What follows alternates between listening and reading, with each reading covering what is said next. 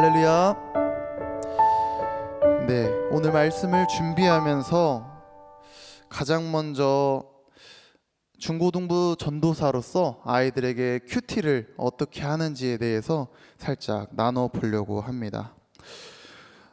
저의 사역에 있어서 가장 중요한 것은 늘 말씀을 가까이 하는 훈련을 하는 것이라고 생각하여서 아이들과 함께 큐티를 하려고 노력을 합니다. 그런데 이 전도사의 마음을 아는지 모르는지 아이들은 이상하게 말씀에 대한 거부 반응이 일어나서 큐티만 하자고 하면 도망치고 사라지고 잠수를 타고 카톡을 읽지 않는 그런 모습을 보일 때가 너무나 많습니다. 근데 아이들에게 저는 그렇게 이야기해 줍니다. 큐티라는 것은 절대 어려운 것이 아니다. 오히려 차라리 우리 아이들이 공부하고 있는 국어 지문보다 쉽게 다가올 수 있는 것이다. 그렇기 때문에 저는 아이들에게 큐티를 2단계로 이야기를 해줍니다. 물론 말씀은 읽는 것이 가장 기초가 되지만 그 다음에 아이들이 무엇을 해야 할까라고 생각할 때 첫 번째는 바로 그 말씀 안에 있는 하나님을 찾는 것입니다.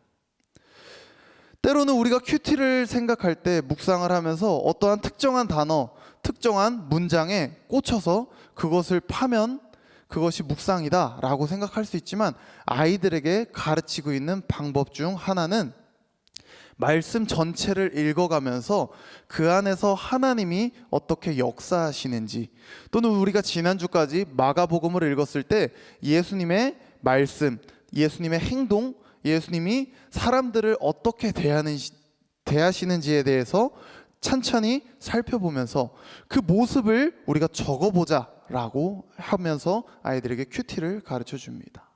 그렇기 때문에 그 큐티를 오늘 말씀에 적용하면은 저는 이렇게 찾을 수 있습니다. 첫 번째, 하나님은 약속대로 인도하시는 분이다.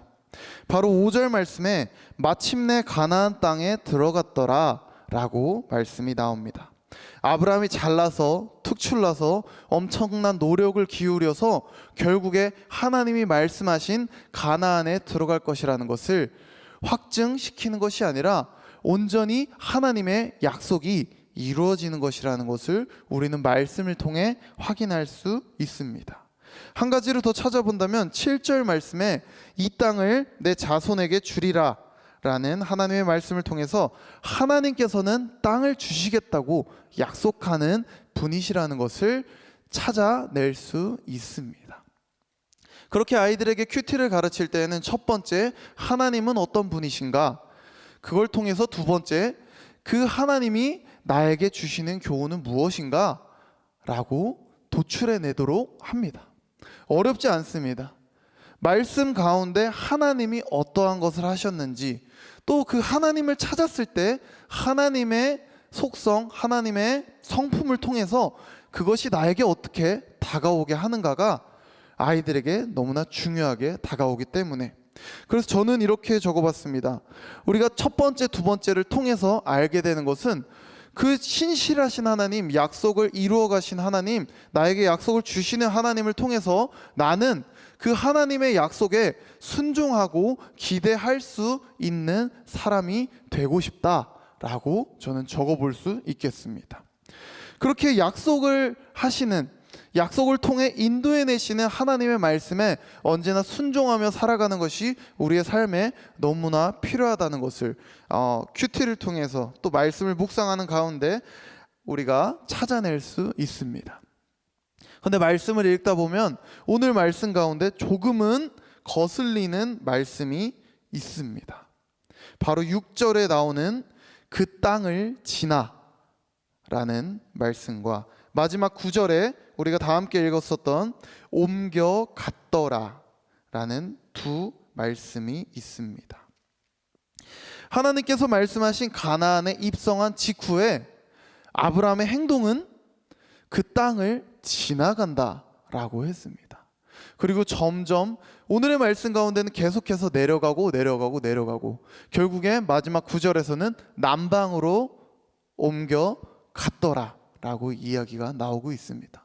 분명 하나님의 말씀은, 하나님의 약속은 그 땅 가운데 멈추어서 내가 있는 그곳 가운데 이제 하나님의 약속을 이루어 가셨고 이미 나를 그 땅 가운데 입성하게 하셨으니 내가 그 땅을 경작하고 그 땅 가운데 어떻게 살아가야 할지를 우리가 고민하고 노력을 기울여야 하는데, 이상하게 아브라함은 멈추지 않고 계속해서 움직이고 있다는 것을 우리는 확인할 수 있습니다.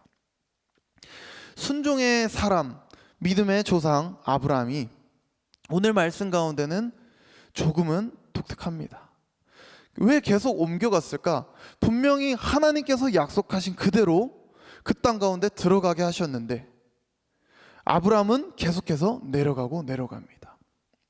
그 이유는 바로 그 땅에는 이미 사람들이 살고 있었기 때문입니다. 하나님의 약속은 분명히 이루어졌습니다. 그 땅에 들어가게 할 것이다. 그 땅을 내게 주겠다 라고 하셨는데, 그 땅에 들어가게 하셨는데 이미 다른 사람들이 살고 있는데 어떻게 그 땅을 뺏어야 할까? 차라리 뺏지 않고 분명히 하나님의 말씀에 그 땅은 조금 더 밑에 있는 것은 아닐까? 사람들이 없는 곳, 내가 전쟁을 할 필요가 없는 곳이 있지 않을까 하면서 분명 하나님께 제단을 쌓았습니다. 가나안에 입성했을 때 제단을 쌓았고요. 그렇게 하고 나서 점점 내려갔을 때 베델에 이를 때에도 거기서도 제단을 쌓았습니다. 하지만 그 이후의 9절 말씀에는 계속해서 내려간다는 것을 우리는 확인할 수 있습니다. 저는 이것을 조금 재밌게 해석이 되었습니다. 우리의 신앙생활도 이러한 신앙생활을 하고 있진 않은지, 만약에 신앙이 너무나 연약해서 너무나 어려서 하나님께 나의 상황 가운데 어떤 작은 일이 일어난다면 그것에 불평을 갖고 불만을 갖고 사람들에게 이야기하고 수근거리고, 차라리 그렇게 하면은 저 사람 또는 저 학생들을 상담하고 신방하면서 그 친구가 바른 길로 갈 수 있도록 이끌어주면 되는데, 신앙생활을 어느 정도 한, 믿음이 어느 정도 자란, 어느 정도 인정을 받게 되는 신앙생활을 하는 사람들에게는 투정이 나오지 않습니다. 예배를 빠지지 않습니다. 수요 예배, 주일 저녁 예배, 새벽 예배, 모든 것을 빠지지 않는데 그 사람들에게 변화가 없는 경우가 간혹 있습니다. 어떤 말일까요? 아브라함은 오늘 말씀 가운데 하나님의 언약의 성취를 보았습니다. 가나안에 입성했고요. 그 가나안에 입성해서 하나님께 감사의 제사를 드렸습니다. 그곳 가운데 제단을 쌓았습니다. 제단을 쌓으면서 그곳에 정착하는 것이 아니라 제단을 쌓았지만 계속해서 움직이는 것을 통해 그의 신앙을 우리는 바라볼 수 있는 것입니다. 분명히 하나님을 바라보고 하나님을 인식하고 살아감에도 불구하고 여전히 자신의 마음 가운데, 자신의 생각 가운데는 그의 뜻이 남아있다는 것, 마치 하나님의 약속, 하나님의 계획하심 가운데 자신의 생각을 덧붙여서 곁들여서 계속해서 하나님의 뜻을 질질 끌고 가는 것처럼 보이기도 합니다.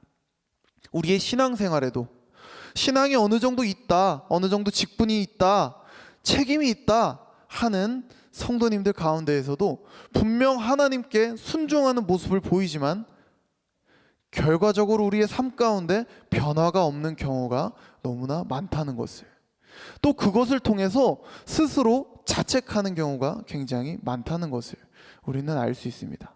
만약 우리가 신앙생활을 하면 할수록 나의 모든 삶에 어떠한 죄가 하나도 없다고, 나는 늘 신실하다고, 늘 거룩하다고 고백할 수 있는 분이 계시다면 다시 한번 하나님 앞에 온전히 서시며 자신을 돌아볼 수 있게 해달라고 기도해 주시기를 바랍니다. 우리가 신앙생활을 할수록 우리가 점점 더 성화되어 갈수록 우리가 이전에 알지 못했던 죄들을 보면서 내가 너무나 연약하다는 것을 계속해서 깨달아가면 깨달아갈수록 우리는 더욱 하나님 앞에 무릎 꿇고 작고 사소한 마음의 죄에 있어서도 하나님께 통회하는 마음을 가지고 기도하며 나아가는 신앙생활을 해야 된다는 것을 오늘 말씀을 통해 반추할 수 있게 됩니다. 그렇기 때문에 오늘 말씀 가운데 아브라함의 모습을 보면 변화가 없는 그리스도인이다 라고 우리가 정의 내릴 수 있습니다. 분명 하나님께서 아브라함을 이끌어 가시면서 인도해 가시면서 아브라함은 점점점 신앙이 성장하는 과정에 있습니다.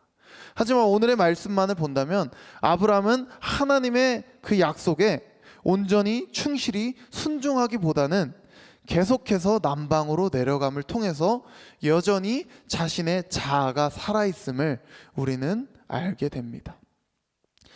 우리의 자아가 살아있을 때 그것이 어떠한 시련이 닥치고 고난이 닥친다면 우리는 더욱 우리의 뜻과 우리의 생각대로 움직인다는 것을 우리는 알 수 있습니다.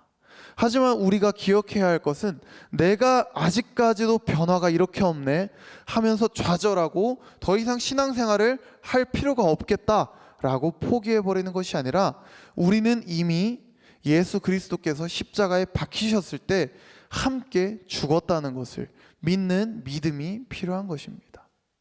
나에게 찾아오는 그 시련과 고난을 통해서 하나님께서는 우리를 계속해서 변화시켜 가신다는 것을, 변화가 없는 모습을 통해 하나님이 우리를 보고 실망하고 실족하고 떠나가시는 것이 아니라 여전히 변함없는 하나님께서 우리를 계속해서 사랑하신다는 것을 우리가 믿으며 계속 신앙생활을 해야 된다는 것입니다.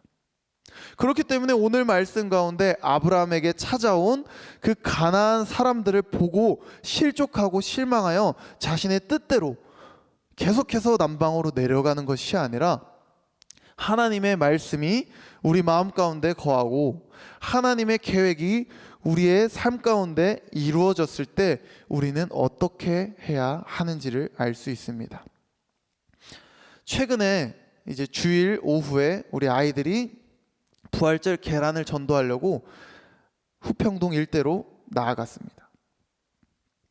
제가 예상했던 것보다 아이들은 훨씬 더 열심히 전도를 했다라고 들었습니다.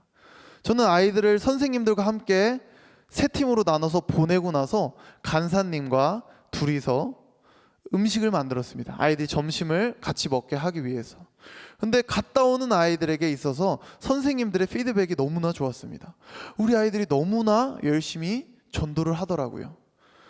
제가 예상하지 못했던 중학교 1학년 친구들이 오히려 더욱더 적극적으로 나서서 계란을 주면서 예수님의 부활을 전했다는 것을 듣고 굉장히 놀라웠습니다. 근데 안타깝게도 우리 신앙에 있어서 늘 좋은 일만 일어날 수는 없다는 것을 우리는 알 수 있습니다. 한 친구에게는 이런 이야기도 들었습니다. 제가 계란을 주려고 했는데 이렇게 얘기하시더라고요. 교회는 사라져야 된다. 중학교 3학년 그 어린 학생이 계란을 주는데 굳이 그 아이에게 교회는 사라져야 된다고 그렇게 그 아이를 짓밟을 필요가 있었을까? 그 친구는 약간의 마음에 상처를 받았습니다. 하지만 돌아온 그 친구들에게 전도사님이나 간사님이나 또는 목사님께서도 박수를 쳤습니다. 네가 드디어 진정한 그리스도인이 되어가는구나.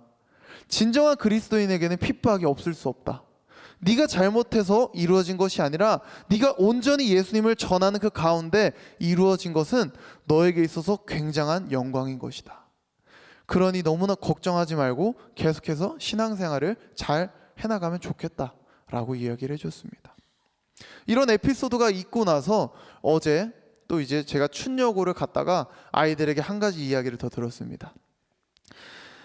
제 사역의 모토 가운데 하나는 바로 학교 가운데 기도 모임이 생기는 것입니다. 그렇게 첫 열매로서 그 춘천 여자 고등학교에는 기도 모임이 생겨서 이번에 3번째 모였다고 합니다.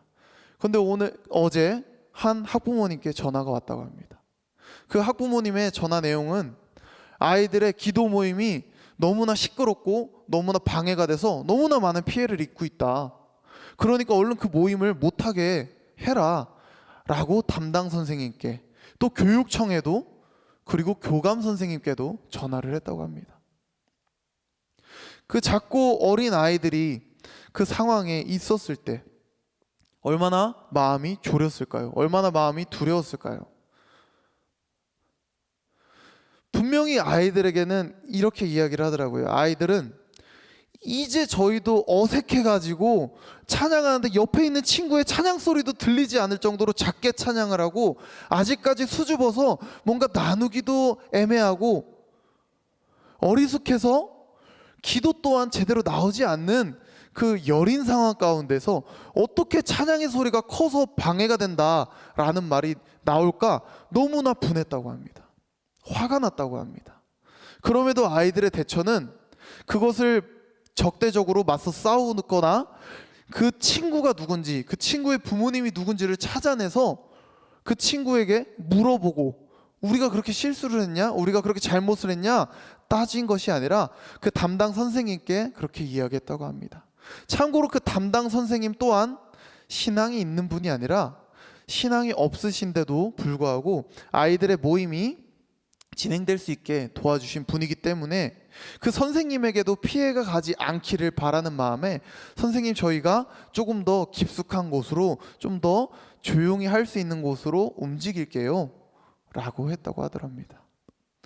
그 말을 듣고 우리 아이들이 기도 모임을 진짜로 하고 있구나.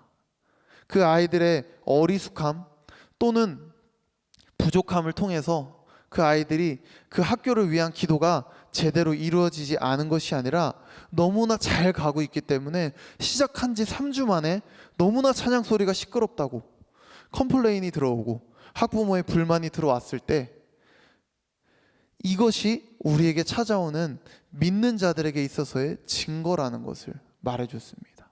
그리고 아이들을 칭찬해줬습니다. 세상을 대적해서 그들과 싸우며 이게 혈과 육의 싸움으로 이루어 가려고 하는 것이 아니라 그들은 더욱 그들이 해야 할 것에 집중하는 그 모습을 칭찬했습니다. 그러면서 한 친구는 그렇게 이야기하더라고요. 뭔가 너무 순탄했어요. 우리가 하는 이 일에 있어서 너무나 순조롭게 진행이 돼서 차라리 이렇게 공격이 들어오는 것이 저에게는 더 열정을 일으키네요. 앞으로 더 열심히 기도해야겠어요. 집에 가서도 부모님들께 이야기해서 기도해 달라고 이야기해야겠다고 이렇게 이야기를 하더라고요.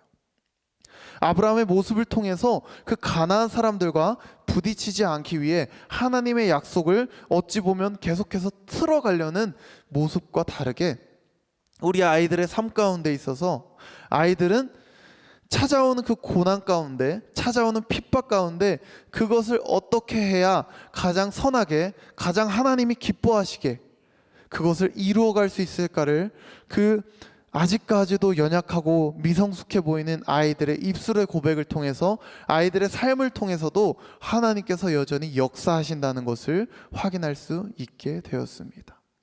아이들이 이제 그렇게 기도 모임을 이끌어감에 있어서 이루어감에 있어서 저는 바라볼 수 있습니다. 이 춘천여자고등학교는 이 친구들에 의해서 복음이 이루어질 것이다. 이 친구들에 의해서 하나님의 역사가 이루어질 것이다. 학교가 정상적으로 돌아갈 것이고 학교 안에 따돌림, 왕따, 폭력, 특히 요즘에는 마약이 너무나 성행하고 있습니다. 마약 청정국이라는 그 이름이 떨어져 가고 있음에 그것은 어른들의 이야기만이 아니라 이미 서울에서는 학생들에게도 몇 년 전에도 그런 이야기를 들었습니다. 서울에서 아이들이 공부함에 있어서 스트레스가 너무 많기 때문에 마약을 먹는 친구들이 있다라고 들었는데 어제 기사를 하나 읽었습니다. 그 기사 가운데에는 학교 앞에서 판촉물, 예를 들어 집중력을 위한 음료수라고 속이며 그 음료에 마약을 타서 마약을 먹은 아이들의 부모님에게 연락해서 협박을 하거나 그 아이들이 마약에 중독될 수 있게 어떻게든 그 아이들을 교묘히 속여서 그 마약의 세계로 이끌어가려는 모습을 통해 우리는 깨어 있어야 함을 다시 한번 기억합니다. 어떠한 어려움이 찾아오고 고난과 핍박이 찾아올 때 하나님께서는 우리가 변화없는 모습이 아닌 그 고난과 핍박을 통하여 더욱더 하나님께 가까이 가고 더욱더 깨어있고 우리의 신앙이 언제나 더욱 하나님만을 찬양할 수 있는 신앙이 되기를 바라는 마음에 우리는 더욱 하나님의 변함없으심을 바라보면서 오늘 하루도 능히 이겨낼 힘을 달라고 구하며 살 수 있기를 소망합니다. 기도하겠습니다.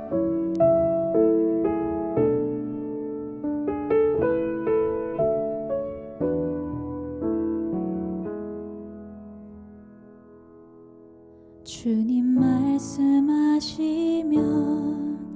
내가 나가리다. 주님 뜻이 아니면 내가 멈춰서리다. 나의 가고 서는 것 주님 뜻에 있으니 오 주님 나를 이끄소서. 주님 말씀하시면 내가 나가리다. 주님 뜻이 아니면 내가 멈춰서리다. 나의 가고 서는 것 주님 뜻에 있으니 오 주님 나를 이끄소서. 뜻하신 그곳에 나 있기 원합니다. 이끄시는 대로 순종하며 살리니 연약한 내 영혼 통하여 일하소서. 주님 나라와 그 뜻을 위하여 오 주님 나를 이끄소서.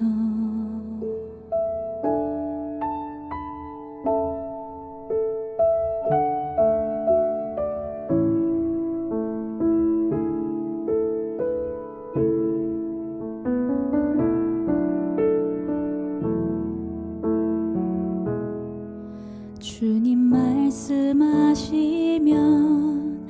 내가 나가리다. 주님 뜻이 아니면 내가 멈춰서리다. 나의 가고 서는 것 주님 뜻에 있으니 오 주님 나를 이끄소서. 뜻하신 그곳에 나 있기 원합니다.